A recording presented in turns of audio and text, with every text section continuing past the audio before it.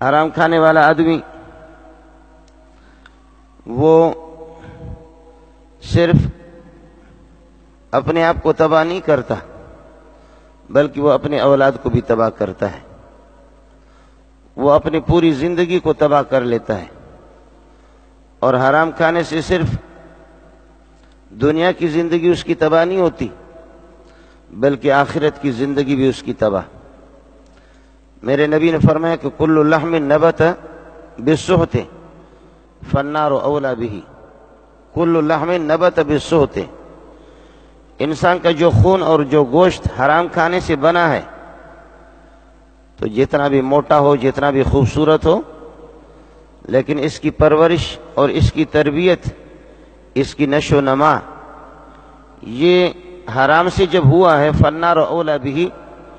جنت میں اس کے لیے ٹھکانے کی کوئی صورت نہیں ہے۔ فالنار اولی بہ، جہنم کی آگ ہی کا یہ مستحق ہے اور جہنم ہی کی آگ ہی میں اس کو جانا چاہیے۔ حرام کی کئی صورتیں ہیں، سود کھانا، ربا اور سودی کاروبار کر لینا یہ بھی حرام ہے، گدھے کا گوشت بھی حرام ہے، کتے کا گوشت بھی حرام ہے، خنزیر کا گوشت بھی حرام ہے۔ لیکن ہماری بدقسمتی یہ ہے کہ ہم اگر کوئی ہمیں یہ کہہ دے کہ بھئی کتے کا گوشت کھاؤ اور خنزیر کا گوشت کھاؤ، بھوک سے مریں گے بھی، جتنے بھی ہمارے اہل و عیال گھر والے محتاج ہو نہیں کھائیں گے، لیکن سود کے پیسے اگر ہمیں دے دیں اور بتا بھی دے کہ یہ سود ہے، یا جیسے کہ خود سود اور حرام لے لیتے ہیں تو وہ 1000 کا نوٹ اور 5000 کا نوٹ جب ہمارے ہاتھ پہ آ جاتا ہے تو ہم کہتے ہیں کہ یہ نوٹ تو اسی طرح، حلال کا ہوگا بھی تو اسی طرح ہوگا، حرام کا بھی تو ہوگا اسی طریقے پر ہوگا، اس میں کون سی حرمت آ گئی، یہ نوٹ ہے۔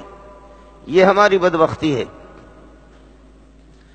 یہ ہم نے گویا کہ حرام کی تقسیم خود اپنے طرف سے کر لی کہ خنزیر اور کتے کے گوشت کو تو حرام سمجھا، لیکن یہ کہ سود کے پیسے ہیں، ربا کے پیسے ہیں، لوگوں کے مال کو غصب کرنا ہے، چوری کرنا ہے، قتل کر کے کسی کے مال کو لینا ہے، یتیموں کے مال کو بٹور لینا، یہ ہماری نگاہوں میں حرام نہیں ہے۔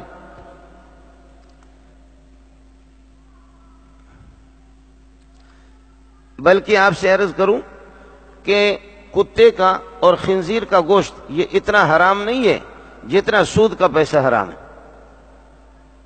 جتنا یتیم کے مال کو کھانا حرام ہے، یہ زیادہ حرام ہے۔ کتا اور خنزیر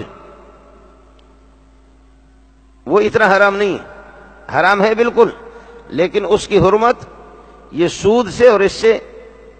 بالکل یہ ہے کہ کم ہے۔ بلکہ فرمایا کہ جو آدمی سود کھاتا ہے اس کے 70 لعنتوں میں سے کم درجے کی لعنت یہ ہے گویا کہ آدمی اپنی ماں کے ساتھ ہم بستری کر رہا ہے۔ کون سا انسان ہوگا، چاہے مسلمان ہو یا کافر ہو، ہندو ہو، کون سا بغیرت اس بات کو پسند کرے گا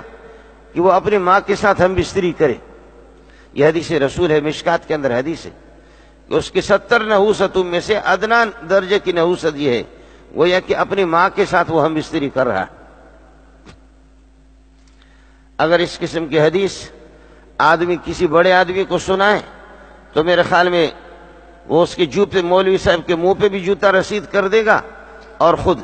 لیکن ظاہر ہے کہ یہ جوتا اس کا مولوی کو تو نہیں لگے گا، یہ مولوی کو نہیں للکار رہا، یہ اوپر والے کو للکارے۔ بدل دے میرا دل، بدل دے میرا دل، بدل دے